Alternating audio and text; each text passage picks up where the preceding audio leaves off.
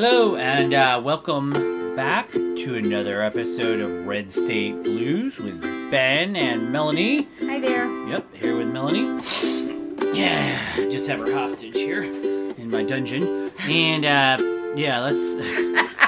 yeah, I just wanted to do another episode. It hasn't been that long since our last episode. But I was watching last week's episode of John Oliver, and Melanie watched it with me too, and It was an episode on, I'm just going to jump right in here really quick, yep. So it was just an episode on something called Project 2025, and that was pretty revealing, I guess, to what's basically what is the Republican Party platform for when they win the election. And the crux of it is, I think, basically... is that they're planning to keep power. Yep. That's what they want. They want to not... Once they win the presidency, they don't want to have to give it up again or give up power, essentially. But directly from... I'm just going to read... Is this okay with you, Melanie? Yes, that's fine. I'm just going to go ahead and read directly from the Wikipedia entry on Project 2025. Project 2025, also known as the Presidential Transition Project, is a collection of conservative policy proposals from the Heritage Foundation to reshape the United States federal government in the event of a Republican Party victory in the 2024 presidential election.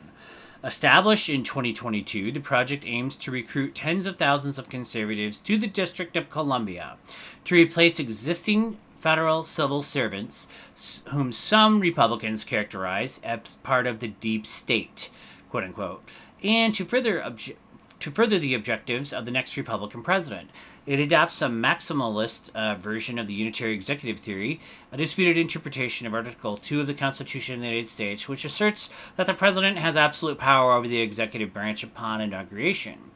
So basically they're saying, again, to get that like that, they're going to get power. They're going to say the executive branch, like the president is in control of all of the executive branch. I actually feel like...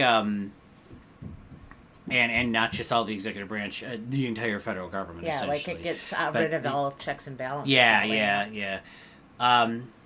This is the part I feel like John Oliver did a great job covering this, but I feel like he didn't. I was a little bit fuzzy, exactly, even after watching his show about it, like on sort of more specific details that the Wikipedia, whoever edited this, really did a good job of adding in. He did a really good job of actually telling about it, like who created it and why, but what exactly it wants to do, what exactly the project says, the Wikipedia entry is actually better about covering.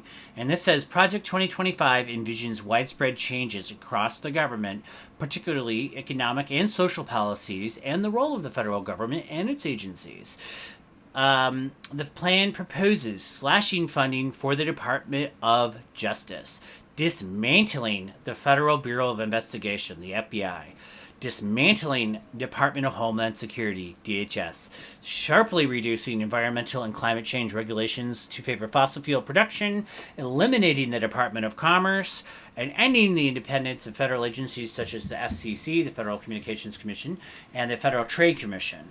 The blueprint seeks to institute tax cuts, though its writers disagree on the wisdom of protectionism. The Project 2025 recommends abolishing the Department of Education, whose programs would either be transferred to other agencies or terminated.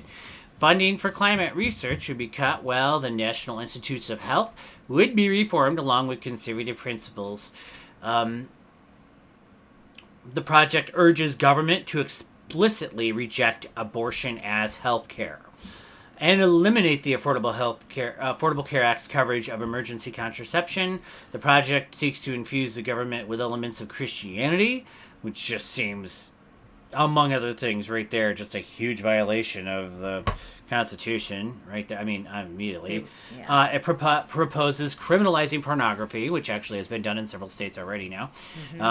Removing legal protections against discrimination based on sexual orientation and gender identity, and terminating diversity, equity, and inclusion, DIE programs, as well as affirmative action, which I think that this is all pretty standard. But, I mean, specifically the one thing that really somehow terrifies me here, which maybe it shouldn't, but it's the dismantling of the FBI and DHS.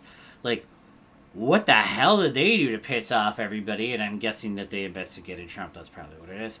But it's still like that's just like, that's a good way to just cause massive, massive problems. It would allow, I mean, really, the FBI is good at infiltrating and stopping paramilitary groups from getting powerful and big, and that's one thing they're really, really good at it, actually.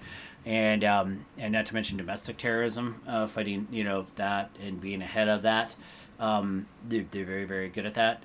That's something that will no longer be monitored, apparently. That actually struck me as specifically the thing that happened in that Civil War movie. Yeah. That we watched a while back, which was very, very well done, I think.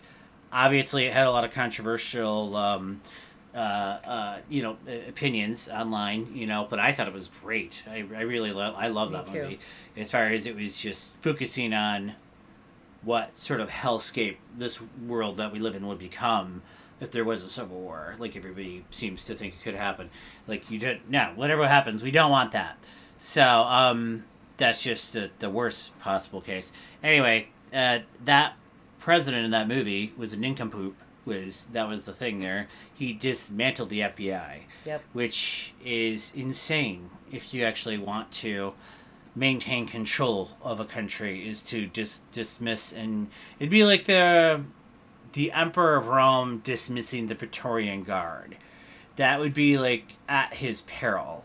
You know what I mean? Because the people that are sworn to protect the Republic and protect the Emperor would be like, then God knows what they're going to be doing at that point, because they're not going to be doing shit. Mm-hmm. So in Roman days, that would have been very bad, because then they would likely kill the emperor. I guess I'm not arguing that the people in the federal government would ever do that, but I mean, they would just be cut loose, and then there wouldn't be anybody there protecting the system, protecting that president.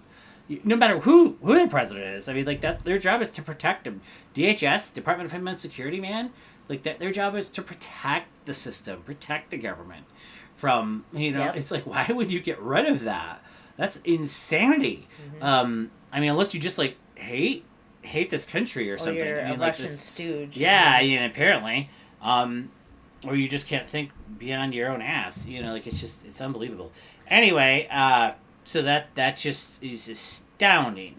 And I just really just wanted to just talk about that. Just be aware that if you're going to vote for that guy, if you're going to vote for Trump in the next election here, you're voting for this. Yep. I mean, the guy, John Oliver, did a much better job than I could explain about who came up with it and why and everything like that.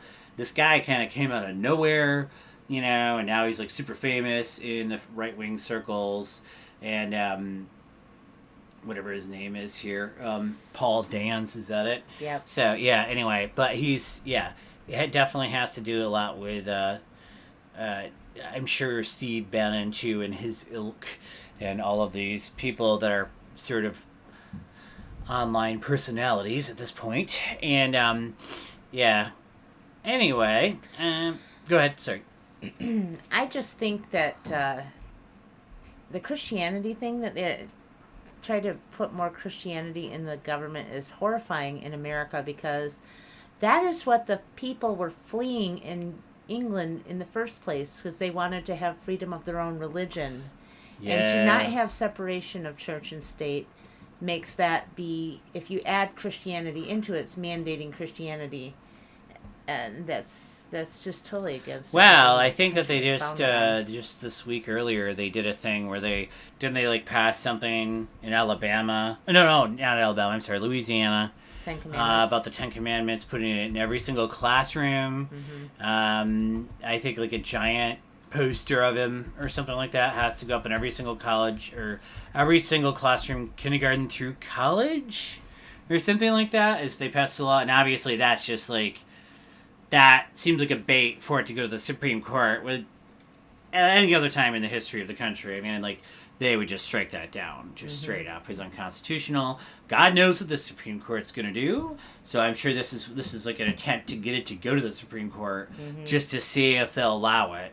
And if they'll allow this, they'll allow a shit ton of stuff. The thing is, I mean, they can't. I mean, you could put. I mean, if you could put the Ten Commandments in every classroom, I mean, the Church of Satan is going to be right hot on the heels here. Yep. And they're going to start saying Soon we for have the to right put to our do it. statue of Beelzebub, in every classroom too, and our satanic Bible has to be issued to every child, and all these things like that. I mean, like that'll happen, like no doubt. Probably And in the works right pretty, now. pretty quick. So, but I mean, that's going to lead to a challenge. So, Right. then who's in the right here? You know what I mean, and everything like that. But, that's the good thing about the Church of Satan, I suppose. That they actually keep everybody on their toes. You never know what they're going to do. I actually do know very much what they're going to do. But anybody of any religion now should be able to do anything in that state when it comes to the classrooms. So. Anyway, so that goes right along with the Project 2025 thing, like you were saying. Then the other thing that concerns me greatly is the next paragraph in the Wikipedia article that says, according to an anonymous source, an internal communications reviewed by the Washington Post, Jeffrey Clark, a contributor to the project and a former official within the DOJ, will advise the future president to immediately deploy the military for domestic law enforcement by invoking the Insurrection Act of 1807. The project recommends the arrest, detention, and deportation of undocumented immigrants living in the United States, and it promotes capital punishment and the speedy finality to those sentences. This is bad news bears. Also, deploying the military for domestic law enforcement kind of is scary to me because of well, it brings up like fascist connotations to me, but that's like straight up That's using true. the military as some sort of law enforcement is completely like Nazi-fying it, but yeah, go ahead. What's terrifying is a lot of police departments have like tanks at this point that they got, and that kind of goes along with this a little bit, which is kind of terrifying. I mean, I know. Yeah. Yeah, the police department's already heavily militarized, but I mean that goes along with that. But I mean like that's not really saying this is like a different thing. This is like sending in the military to stop the immigration or something, which there is a problem. I will admit. I think I'm not going to put my head in the sand like an ostrich about the immigration. There is a problem with immigration. I think the Biden administration is trying to do its best to deal with it. I think they have tried to do their best. I think they did try to pass immigration reform, recently as like February, I think it was.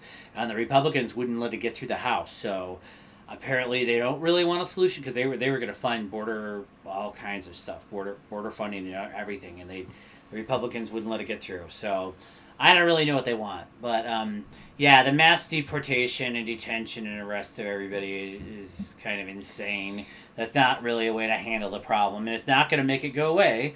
That's for damn sure. Nope. You're just pushing it down the road more. People are just going to come on back. So, like, what the hell is the point of even doing that? I mean, you need to, like, address the problem, at a source, address some of these countries' poverty issues and destabilization, right? Yep. And maybe the Biden administration needs to work on that, too, more. I don't know if they've done anything to try to fix any of those problems. And But that is going to become more and more of a problem in many of the other countries in the world as well because of climate change affecting migration. yeah, and I agree with that the... it's just things are going to get continually worse. They're not going to get better. This tide is not going to stem. I mean, in the grand scheme of things, because climate change is going to be driving this, as life closer to the equator kind of heats up, I feel like, and gets harder, people are going to be wanting to move here, it feels like, and that's something that we need to... Actually, I still think that this country we can absorb a hell of a lot of people. This country has a proven track record of being able to do that throughout the centuries. So, like, that's something that I think we have less problems, perhaps, sometimes with these issues than we make it out. But then again, I think I heard on one of the talk shows that we listen to, like 9 million people have moved here in like the last 2-3 years or something like that. That's a lot. That's a lot for anywhere, and it is a big issue. I'm not going to put my head in the sand about it, We need to get ahead of it now because it's only going to get worse as the climate gets worse. Well, I just think that we need to get get it. I don't think we need to like not let anybody in. I completely disagree with handling it like they want. I to handle agree. this. I do not. But I think we need to have like a system. Yes. That allows people to get citizenship, like processes them, gets their paperwork processed, does background checks or whatever, make sure they're not wanted or something like that quickly. Mm-hmm. You're right, because it's just not going to stop. None of this should take months. It should be shorter. Well, it takes like 10 to 20 years. In general. Yeah. A lot of the time for most people. It doesn't just take months. It takes. I'm just talking about getting through the holding areas. Oh yeah. No, it should be in a holding area for months either. Yeah. But I guess that. They need to streamline and simplify the process. That's basically what they need to do. It's a big issue. They need billions, hundreds of billions of dollars possibly. Yes. And like I said, the Biden administration attempted to do something about that and it was stopped. It was stopped. Yeah. So their plan of stopping whatever it said there, stopping insurrectionists or whatever. It's not really a good plan, I don't think, anyway. No. But, yep. Stopping immigration through the Insurrection Act of 1807. Right. Which they can use for any reason, I feel. Yep. That sentence says deploy the military for domestic law enforcement by invoking that act, period. And that could be widely used against citizens of the country.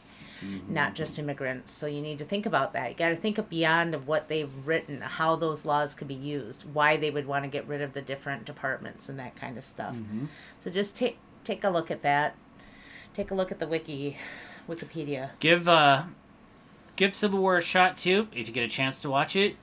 I don't think we ever did a podcast about it.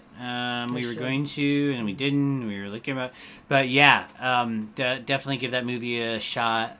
It's not, interestingly, it's not political. I wouldn't consider it political. Nope. I know a lot of people hated it because of that or whatever. Mm-hmm. But I actually think that was the best kind of way to make it, actually. Yep. That was a creative choice, and I think that immediately made it fairly timeless by not incorporating present-day politics into the movie.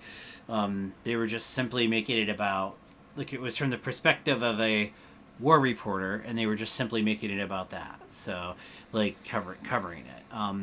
But the thing is, the people and the places where it was taking place were incredibly familiar, obviously. So it's pretty horrific. And go ahead. Yep. It did a good job of showing what happens during war, where Yep. You could be on the same side, and then all of a sudden.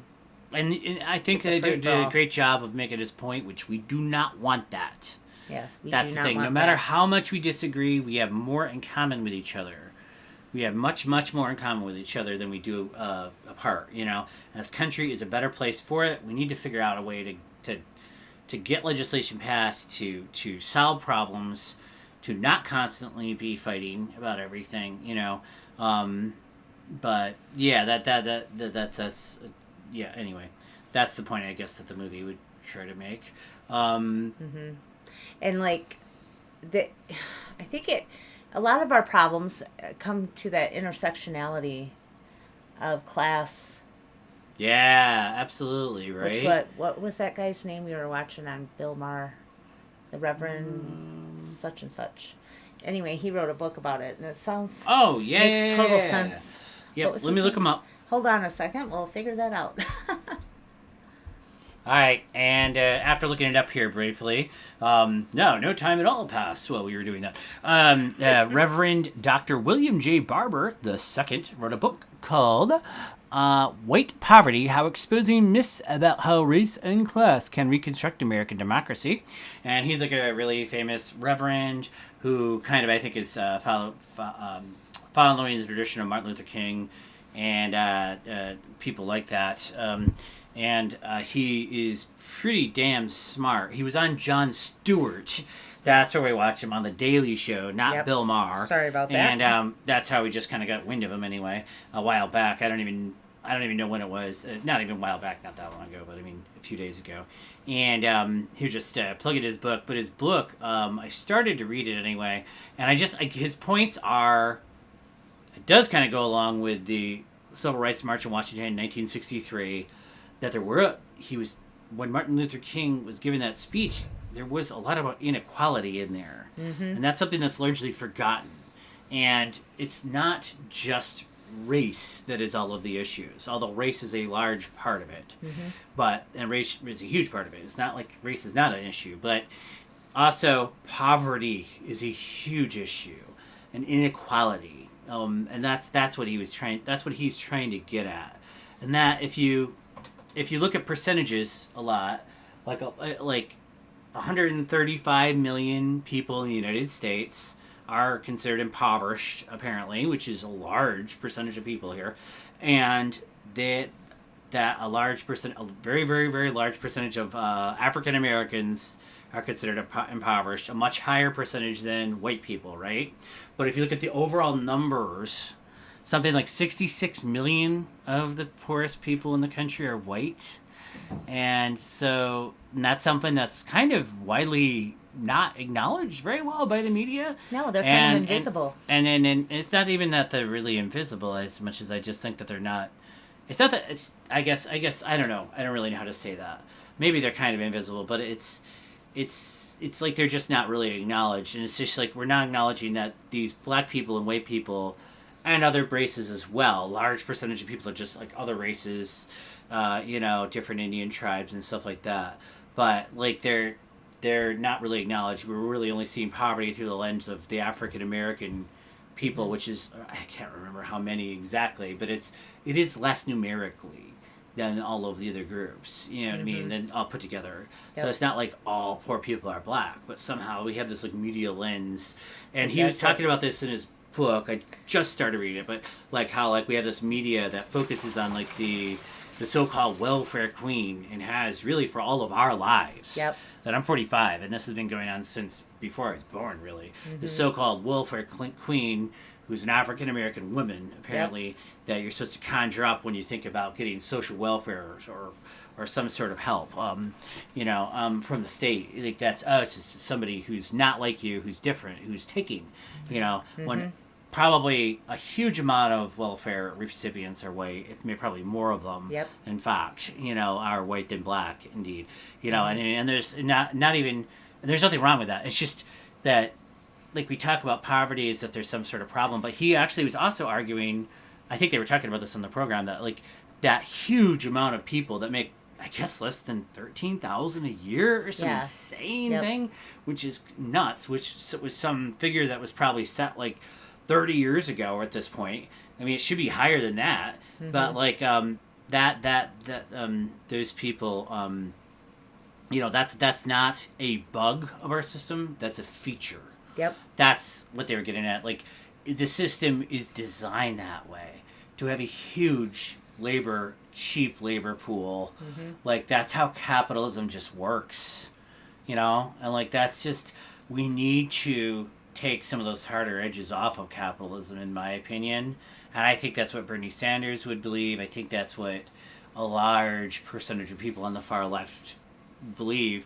But we get so caught up maybe in like, oh, what race is who, and all these other issues, that maybe we're kind of like losing the main mission here, which should be to get rid of poverty.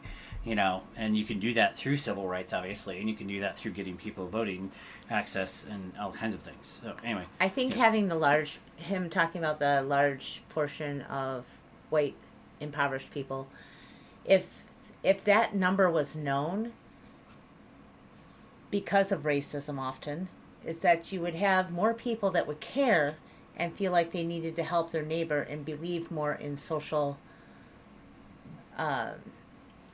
programs like welfare. I don't think that people think, you're right, they don't believe, they think that internally they're suffering, but they don't believe anybody else around them is. Right. And maybe social media has actually exacerbated that. And they didn't talk about that at all, but I'm sure it probably has. How it looks like all your neighbors are doing great, and they're doing amazing, and they're taking all these amazing vacations and doing all these amazing things that you'll never do because you're just suck because you're poor. But like, everybody, man, like a lot of the times what they'll find is a lot of people are just kind of in the same financial straits. They just don't talk about it, and so they like to pretend things are better than they are, I suppose. But that doesn't help anybody, though. No, that doesn't help anybody at all. yeah, like people want to help each other, I think, too. Yes. But Yes, I think they do. anyway, I just guess that I haven't actually finished the book or anything, so I just thought it'd be worth a mention. Reverend Dr. William J. Barber, the second, White Poverty. So that was just interesting. And I think oh yeah, they were also getting at the point that a large percentage of these people that are highly impoverished white people are voting against their own interests. They're voting for people who are not really representing them too as well. So, and maybe that has a lot to do with racial issues there too. So it's like divide and conquer. Like they've been, they keep kind of being divided told off, that it's the African American population like that's they're taking their the jobs ones taking all the welfare and taking all their jobs and taking everything, and they're getting screwed. They're not getting anything. But that's not really true. It's not true, and I think that if we all got together and talked to each other, we would find out the sameness, the similar issues, the similar struggles we all have. And I think that would make a difference in the voting box. If people talk to each other, definitely would make a difference. Because, Yep, I agree. I was trying to think of anything more... but go ahead. Were you going to say something? Go ahead. I was just trying to think of anything more local to talk about today. Other than these sort of like big, holistic political ideas. But with the election coming up, that seems to be everything that the news is constantly focused on. So, oh yeah, I want to give a shout out to this place we just ate at called Legacy Hearth Pasty Company up in Vestaburg, or near Vestaburg, up on 46. They have very good pasties, and they're in Malcolm County. And I just thought they were just worthy of a mention on here. They're not paying me, but it's if you like pasties and you don't want to have to drive to the UP, it's actually worth the go there. All right. Anything else we want to talk about today? I think that the other thing was the rails. Oh, right. Well, yes, apparently I don't, it's paywalled. So there's an article in the Mount Pleasant Morning Sun all about the new plan to have a passenger rail service go through the center of the state from Ann Arbor, stopping in multiple places, including, but not just, but Owasso, Elma, Mount Pleasant, and then I believe Cadillac, Traverse City, and up even to Petoskey. Yep. So a passenger rail service that would basically take people from the center of the state and then all the way down really near Detroit. Yep. To all the way up to Traverse City, where they can go on vacation, stay in hotels and Petoskey and stuff like that.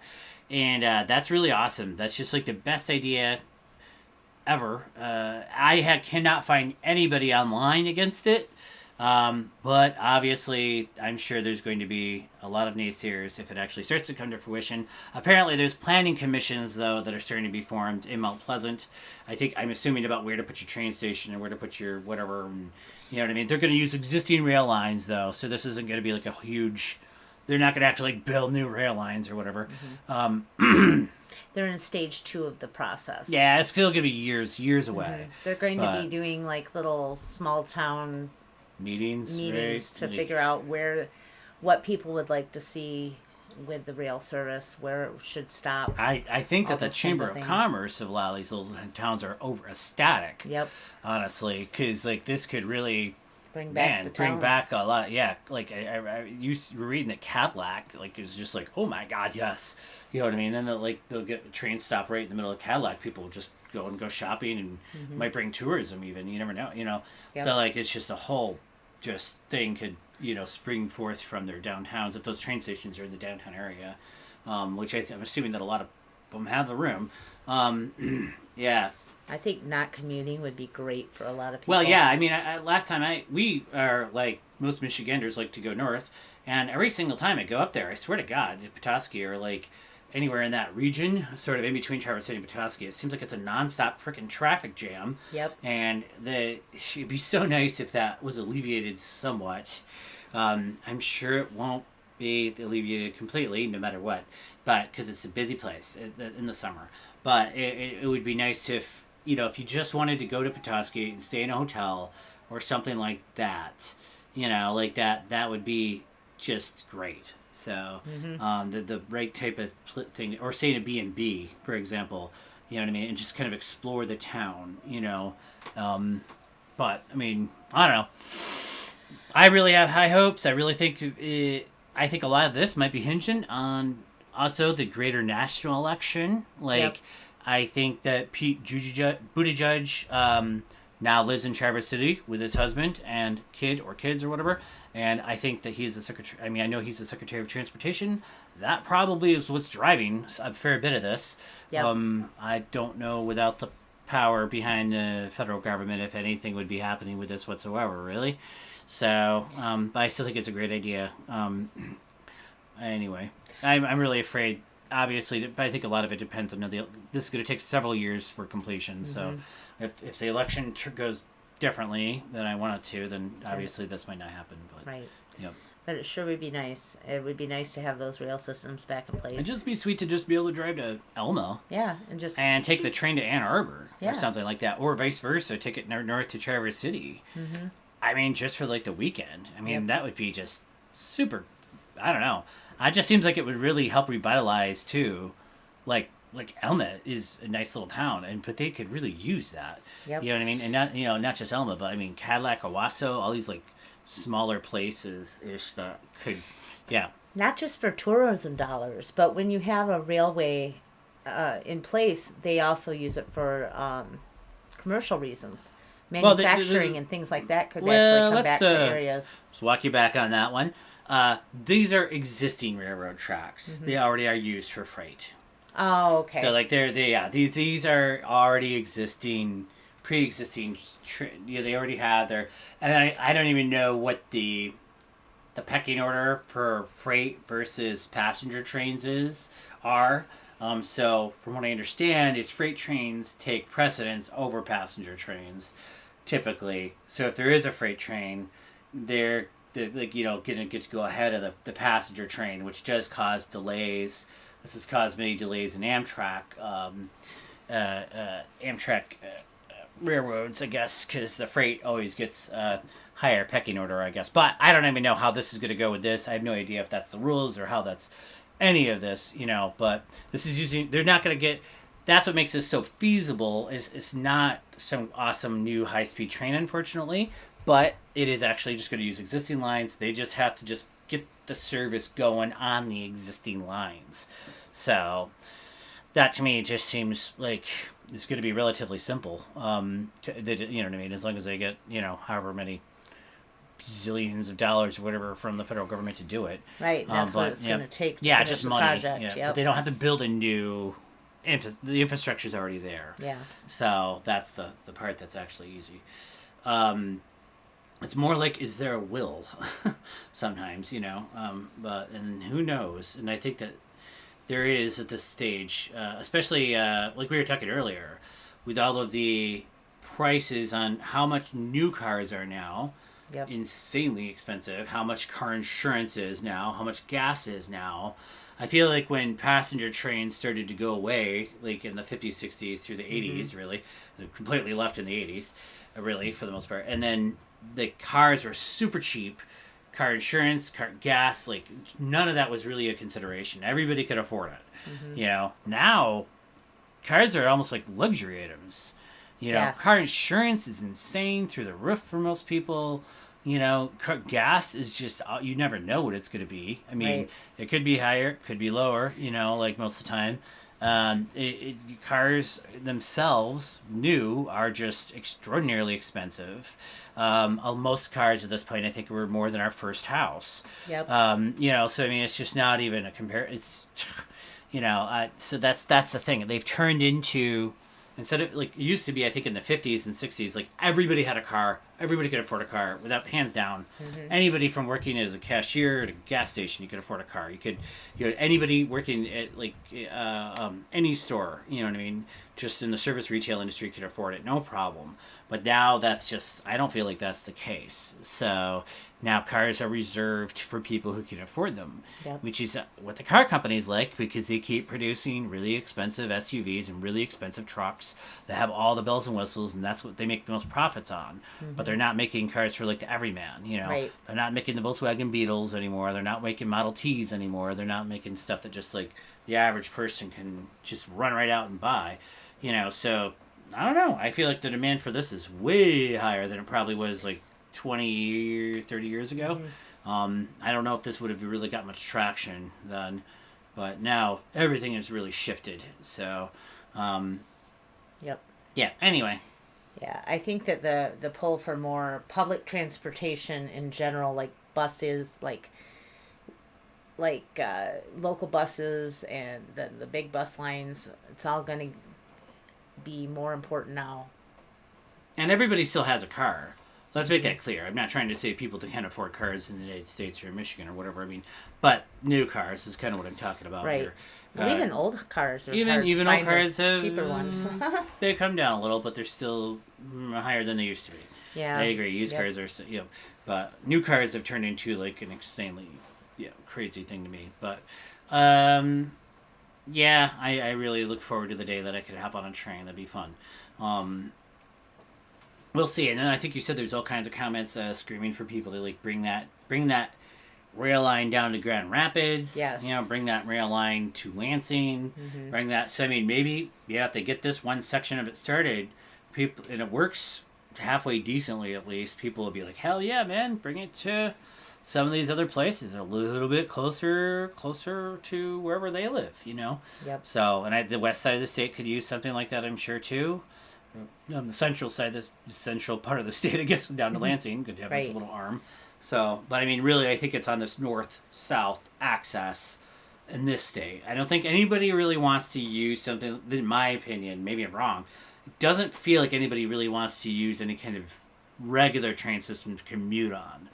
Like, people don't want to commute from Lansing to Detroit or from Lansing to Grand Rapids, Right. on a train that I'm aware of, unless it's some kind of, it has to be very on time, very dependable, very like a bullet train, very fast. They'd have to make it faster than driving, really. And I think they can. I think the technology exists, but I mean, it's not. I think that's a hard sell though too at the same time because of the expense. Yep. But I don't think anybody really wants to be commuting on some old, clunking around 40-mile-per-hour train anymore. No. Like, that'd be really. It'd be great for going up north on when you're not in a hurry, but that's fine. But I don't think anybody really wants to be doing that on their way to work in the morning and then having to deal with like a delay or something. Well, maybe I'm wrong. I don't know. I feel like that if I was commuting, I would rather have a high speed train. But that would be, so, like, if you were commuting, you have a choice because you have a car currently. But if the prices keep outpricing the working man, then you might choose. Oh, I agree. to wait I think absolutely, if it was state funded, which I guess everything is state funded like this at this point. Maybe it always was really, but maybe it used to be like there is railroad corporations, but they're taking money, but federal money. I mean, and yeah, one connecting Grand Rapids to Lansing to Detroit would be ideal for commuters. Just a high, but I still think that needs to be a high speed, super fast, over 100, miles per hour train that's going to get you from point A to point B to point C in a very short amount of time. And then you could rent a car and go from there wherever. But the fact that doesn't exist is kind of insane.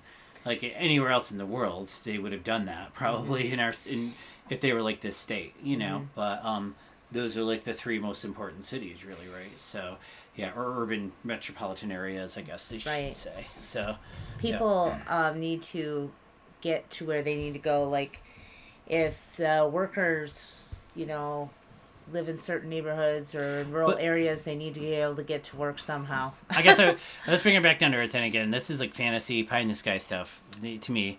I think it's a great idea, but I feel like it's just the odds of it actually happening anytime soon are very low. You'd have to have funding for it, and you'd have to have it earmarked and everything like that. But like I think that at least this one is coming to fruition slowly. you know, and I know it's going to be kind of just a tourist thing, but at least it's on that north-south access, which I think there's a demand for, and I don't think it has to be perfect, and it can still work. Yep. So there's a lot of reasons to do it. So, yay for that. So, yay for trains. I love trains. What can I say? Trains are cool. I got to ride on a train. All right, I got to ride on a steam in the back, you know, on a steam engine narrow gauge train when I was a kid out in Colorado, and I really have fond memories of that. I really, really thought it was great. And ever since then, I've just been a huge train fan, train fanatic. You know, I just think that trains are the solution. If they can run a steam engine through the mountains in Colorado, they can figure out how to run a train from Grand Rapids to Lansing, for crying out loud. Yep. Jesus Christ. Fucking goddamn. Why are we... Anyway, destroyed our infrastructure. Anyway, so... It needs to be repaired. A lot of money needs to be spent rebuilding the infrastructure. But yes... rebuilding yes. infrastructure. And I know they did pass a lot of that, actually, at the beginning of the Biden administration. Yes, and I think thank you, Biden. A lot of that money is still coming down. They're still doing a lot of work. Mm-hmm. They're still fixing the roads. They're still doing all kinds of things. Yep. Man, I would vote for Pete Buttigieg for president in a heartbeat. I don't think that he's even... I would, because I like that he's into this stuff and trying to do a good job with his job. Yeah. And obviously he's a Michigander, but he at this point, and I think that I think that'd be great, but I don't think that's going to happen. We're not at that point, you know. Also, I mean, I know like in the next election cycle, 2028, I know Gretchen Whitmer probably is interested in that as well, and not just to mention her, a million other people. So, and if you want to see an election at that period of time, please vote for Biden so we have a choice, so we can still have elections. Yeah, having an election would be nice. I like elections and having choices. And I like having the FBI as much as I don't like some of the things. I don't like the FBI's monitoring my collection of pirated DVDs from 2003. I don't really like that. $500 fine. Yeah. No, I don't really like that. But I do think that the FBI does more good than harm. That's for sure. I can't believe that they want to get rid of them. They are the only ones that can do investigations of murder on Indian reservations. Yeah. Well, that's going to change if the election goes a certain way. Yeah, they're not going to they'll probably dismantle everything. So, no, anyways, I mean, the FBI won't be there to do the murder investigations. So yeah, I know. Somebody else will be. All right, with that, I think we got to wrap it up. So, sorry about all the weird extra noises. I don't know if you guys are hearing anything in the background. We're trying a different room here. But I so far, I think it's actually working better than the last room we were in.